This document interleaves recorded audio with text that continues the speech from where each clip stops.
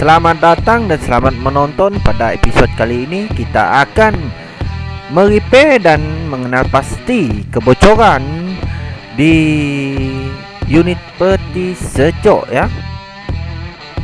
Model peti sejuk ini adalah peti sejuk inverter 2 pintu, di atas freezer dan di bawah chiller.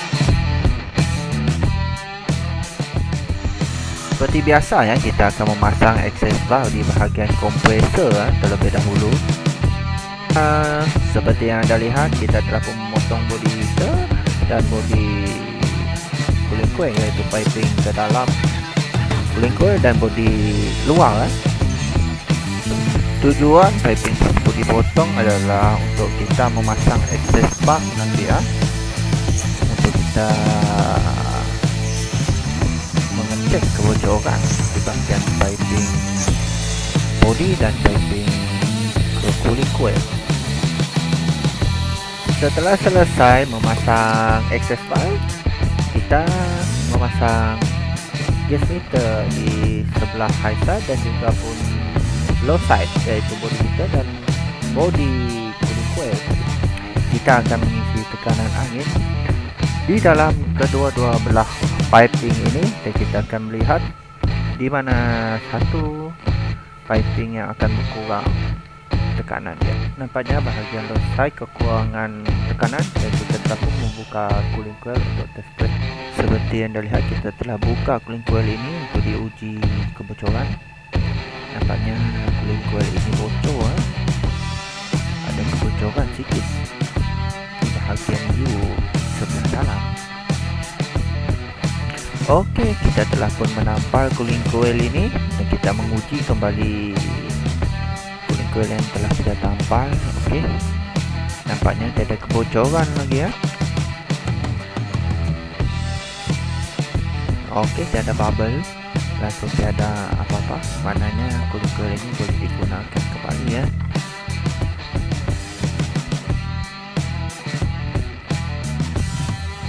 Okey, kita buka pipe yang telah kita pasang untuk menguji kebocoran pada awal tadi ya.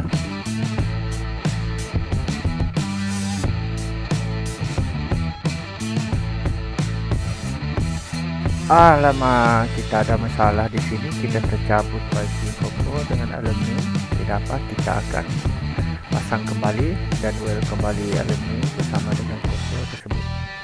Untuk cooling coil aluminium jenis ini, anda boleh menggunakan caustic ataupun aluminium brazing rod seperti di dalam gambar yang saya tunjuk tadi. Untuk membuat brazing pada aluminium jenis ini, api hendaklah perlahan. Okey, nampaknya masalah kita telah selesai, dan selepas itu kita akan menguji kembali tekanan kepada cooling coil ini. Untuk menguji kembali tekanan, kita mestilah membuat stepnya seperti yang tadi. Kita membuat sekali lagi pressure test untuk melihat bahagian sambungan yang kita baru welding tadi adakah bagus ataupun tidak. Nampaknya tidak ada masalah. Sebelum kita membuat pemasangan cooling coil, kita memasang sedikit pipe di bahagian in dan out cooling coil ini dahulu. Tujuan kita memasang pipe ini adalah untuk memudahkan kita membuat brazing di dalam bahagian cooling coil yang sempit nanti. Ya, kita welding sekonform yang boleh, kerana di luar ni senang untuk welding daripada kita welding di dalam nanti. Sebelum kita memasang cooling coil tersebut, kita memotong sedikit bahagian kapaliti tube. Pastikan anda potong tidak penyek di bahagian depan kapaliti tube itu, supaya tidak tersumbat nanti ya.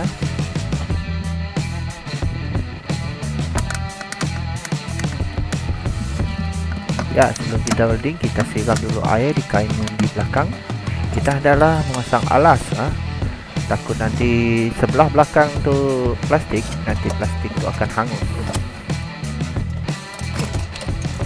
Ya, pada masa ni kita mestilah tengok kedudukan piping, mestilah ngam. Kalau tidak cun, kita potong untuk membuat sambungan dengan lebih senang.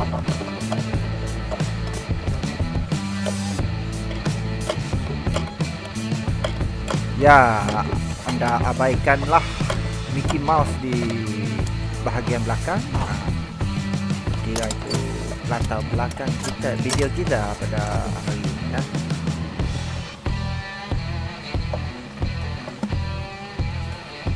Piping di bahagian cooling coil ini yang bersambung bersama capillary adalah dikepit sedikit.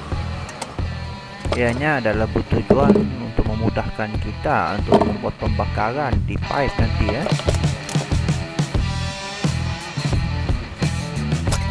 Sebelum kita membuat brazing, kita aturlah Mickey Mouse kita pada kedudukan yang selesa ya.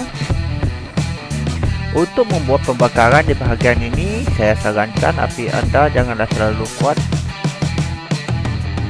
Kerana ya, jika bahagian ini api anda terlampau panas dan besar, boleh membuatkan plastik-plastik di pada bahagian ini hancur dan lepur. Boleh dikatakan bahagian ini perlukan belayan manja ya. Tidak boleh kasar-kasar. Kerana jika bahagian ini kita menggunakan api yang besar, ya akan membuatkan jiwa yang mencair ya, maksudnya plastik di bahagian ini ya. Oke, nampaknya kita sudah selesai di dalam bahagian ini. Ya, setelah selesai kita boleh buka lah encik Hello Kitty kita, alas kita tadi. Setelah selesai kita hendaklah susun dan mengatur kembali cooling coil pada kedudukan asal.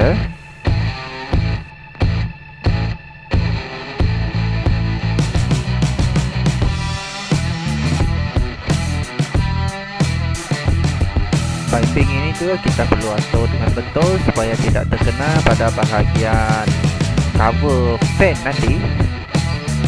Ya, setelah selesai kita ke bahagian belakang, di mana bahagian luar, di mana kita telah pun membuat access file untuk pressure test pada awal peringkat tadi ya. Kita potong-potong dulu, kita sambung balik piping dia di tempat yang asal sebelum kita buat brazing. Ini adalah filter dryer. Kita memasang filter dryer yang baru. Untuk memasang filter dryer baru, kita membuat penambahan sedikit pipe untuk membuat sambungan ke piping lama. Di bahagian ini kita hendaklah kepit sedikit sebab piping asal dia sedikit kecil dan piping yang baru adalah besar.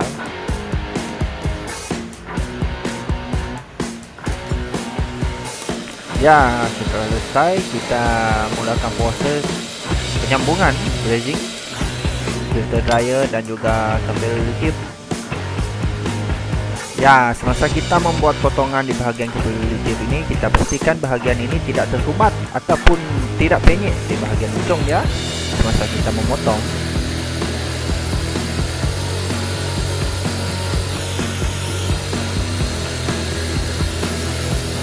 Ya, selepas anda membuat brazing, saya nak ingatkan memegang tu janganlah menggunakan tangan, sila gunakan pelayar. Semasa kita membuat brazing bahagian capillary tube ini, pastikan filter dryer ni menuju ke bawah untuk mengelak filter dryer tersumbat kerana silver rod masuk ke dalam. Setelah selesai di bahagian filter dryer, kita bolehlah welding piping di bahagian suction yang kita buka tadi untuk menyambung filter yang tadi. Pada masa ni kita buat brazing tu penyambungan semula. Begitu juga bahagian discharge, kita sambung kembali dan kita welding kembali.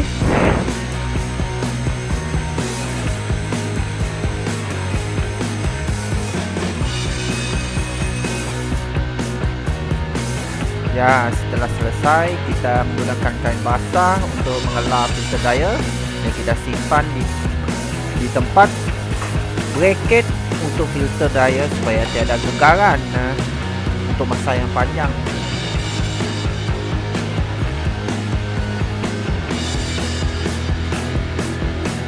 Pastikan capillary tube dan piping tidak bersentuhan supaya tidak ada kebocoran di kemudian hari.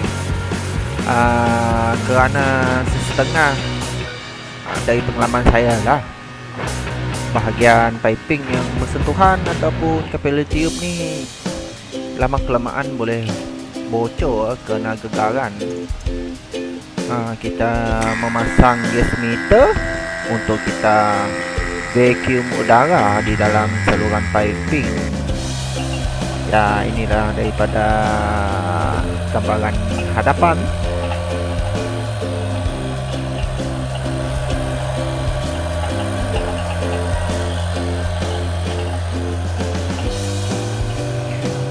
Sementara kita vacuum, kita memasang kembali ya panel board dan skru serta wire earthing, jangan lupa.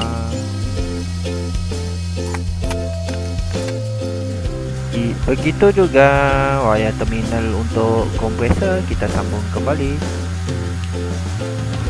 Dan juga kita memasang drain pan untuk tempat tangkungan air daripada dalam peti sejuk. Setelah selesai, kita off lah vacuum dan gas meter.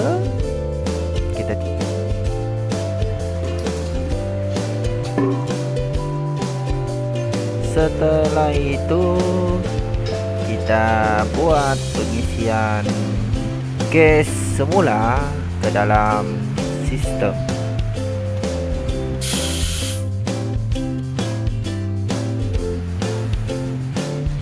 Selepas anda membuat pengisian gas, kita pergi ke bahagian cooling coil kembali dan cek menggunakan sabun adakah bahagian yang kita welding tadi ada kebocoran untuk double confirm sebelum kita ke step seterusnya.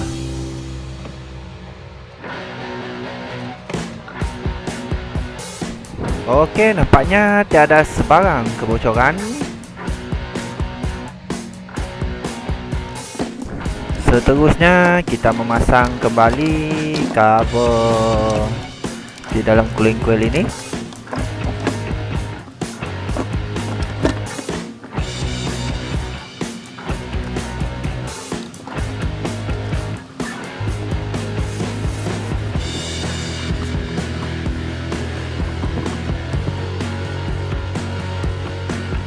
Begitu juga wiring dia, kita sambung kembali wiring heater, wiring kipas dan wiring sensor.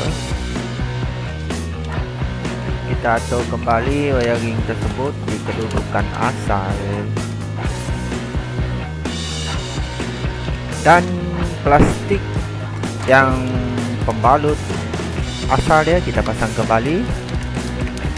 Dan kita tutup menggunakan kabel tie dan kita simpan di dalam ruangan asal dia di bahagian dalam.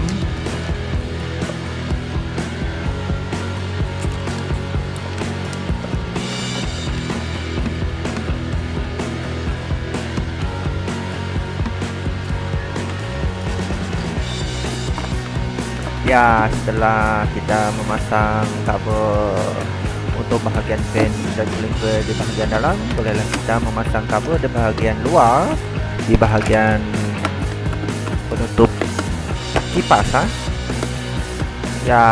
Dan setelah itu kita bolehlah skru balik bahagian kabel bahagian dalam ini.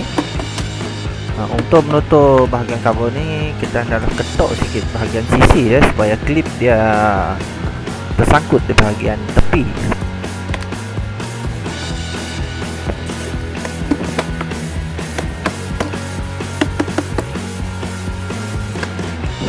Setelah selesai, kita cuci peti air sebelum kita test run. Untuk membuat isian gas ini, kita hendaklah melihat bahagian body Tengok stiker dia ada 1.2. Kita isi mengikut agak-agak dalam 1.0 lah, 9, 8 macam tu sudah boleh. Tidak boleh lebih daripada 1.2 juga. Ya, setelah selesai kita tutup valve pintung gas dan kita bolehlah cabut gas meter kita daripada peti sejuk. Jangan lupa tutup access valve dengan penutup yang telah pun disediakan, sebab di dalam penutup tersebut ada getah.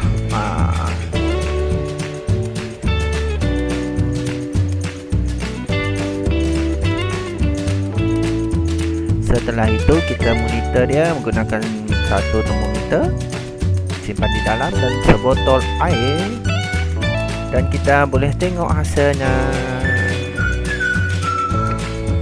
Ya, dah pun sejuk. Tengok air dalam sini pun dah pun start untuk mengeras. Terima kasih kerana menonton video saya. Jangan lupa like dan share untuk video seterusnya. Sekian, terima kasih.